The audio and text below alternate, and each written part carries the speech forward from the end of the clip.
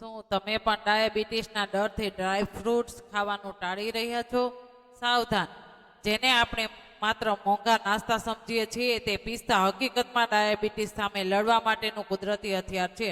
વૈજ્ઞાનિક અભ્યાસો કહે છે કે પિસ્તા ખાવાથી ટાઈપ 2 ડાયાબિટીસનું જોખમ નોંધપાત્ર રીતે ઘટી શકે છે. જાણો કેવી રીતે આ નાનકડો લીલો દાણો તમારા સુગર લેવલને કાબૂમાં રાખી શકે છે. ઇન્ટરનેટ પરના લેટેસ્ટ ન્યુટ્રિશન અને મેડિકલ રિસર્ચ મુજબ પિસ્તા ડાયાબિટીસના દર્દી માટે સુપર ફ્રૂટ સાબિત થઈ રહ્યા છે. તે માત્ર બ્લડ સુગરને નિયંત્રિત નથી કરતા, પણ ઇન્સ્યુલિનના આ સ્તરને સુધારવામાં પણ મદદ કરે છે. પિસ્તા ડાયાબિટીસમાં કેવી રીતે મદદ કરે છે? પહેલું,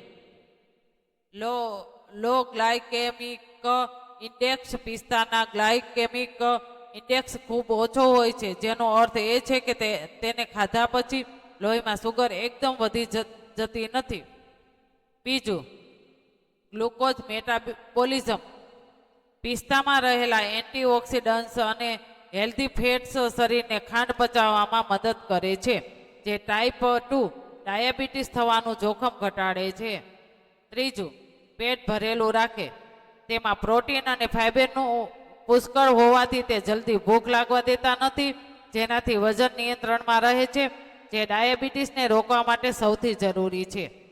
સેવનની રીત: દરરોજ મુઠ્ઠીભર અંદાજે 20-30 ગ્રામ મીઠા વગરના પિસ્તા ખાવા જોઈએ, જેને નાસ્તા તરીકે અથવા સલાડમાં ઉમેરીને લેવાથી બ્લડ પ્રેશર અને હૃદયનું સ્વાસ્થ્ય જળવાઈ રહે છે. આ જરૂરી હેલ્થ અપડેટ તમારા એવા મિત્રો સાથે શેર કરો જે ડાયાબિટીસથી બચવા માંગે છે. સાચો આહાર, સ્વસ્થ જીવન.